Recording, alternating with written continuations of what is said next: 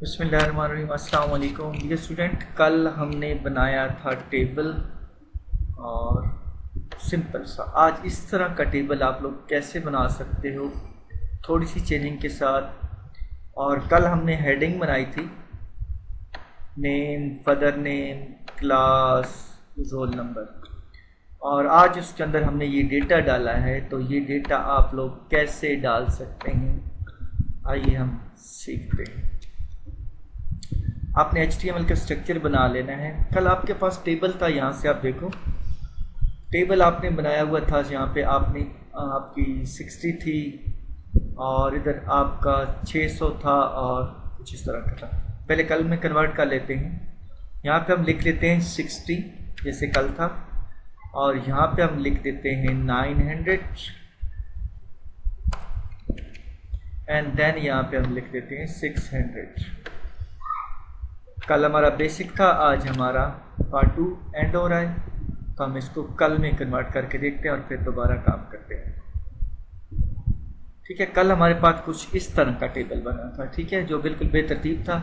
आज हम चाह रहे हैं कि हमारा टेबल बिल्कुल खूबसूरत नज़र आए, जैसे अभी मैंने आपको दिखाया। तो वो कैसे करेंगे, उसके लिए आपने क्या करना है, ये जो आपके पास बॉर्डर है इसको बिल्कुल आपने कम करके 5 या 10 पे लेके आ जाना है।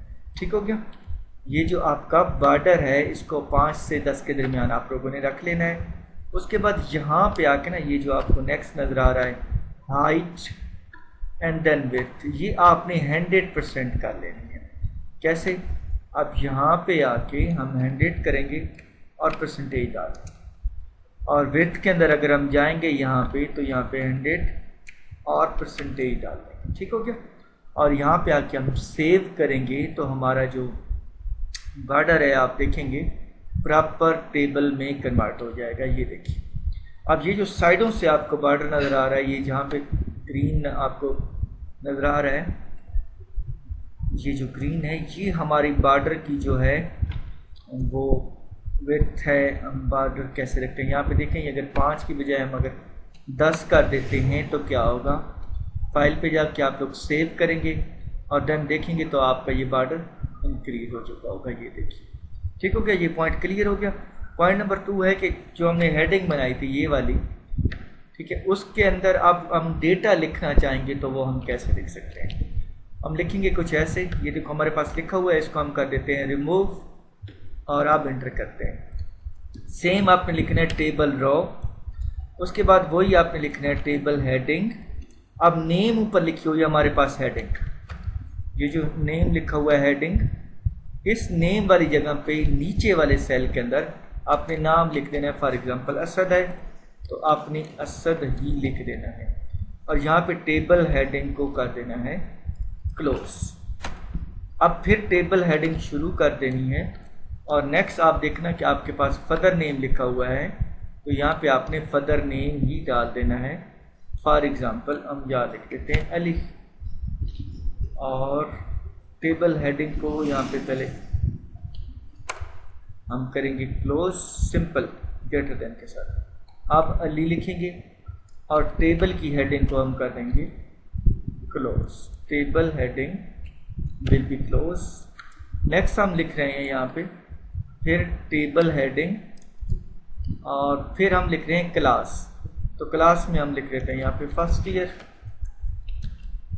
और यहाँ पे टेबल हेडिंग को हम कर देंगे क्लोज। यानी आपने ऊपर हेडिंग जो नाम चेंज किया था उसकी बजाय आप लोगों ने क्या लिखना है, अगर रोल नंबर है तो रोल नंबर आप लिख देते हैं 5th, तो यहाँ पे आके टेबल हेडिंग को हम कर देंगे क्लोज। मैं दोबारा आपको क्लियर कराता हूँ कैसे। पहला यहाँ पे देखें नेम, बाकी सेम उसी तरह रही, हेडिंग के दरमियान नेम की बजाय हमने नाम लिख दिया है। अच्छा, यहाँ पे टेबल के दरमियान फादर नेम था हेडिंग के दौरान, और हमने फादर नेम उसका अली लिख दिया है। यहाँ पे उसकी क्लास थी टेबल हेडिंग के दौरान, और क्लास हमने लिख दी है फर्स्ट ईयर। यहाँ पे हमने लिखा था उसका रोल नंबर हमने लिख दिया 5th। अब हम इसको जाके सेव करते हैं और देखते हैं कि आपका डेटा किस तरह सेव हो रहा है। फाइल पे जाके हम यहाँ पे क्लिक करेंगे तो ये देखिए आपका डेटा सेव हो चुका है। वीडियो अच्छी लगी तो लाइक एंड सब्सक्राइब ज़रूर कीजिए। मिलते हैं नेक्स्ट वीडियो में।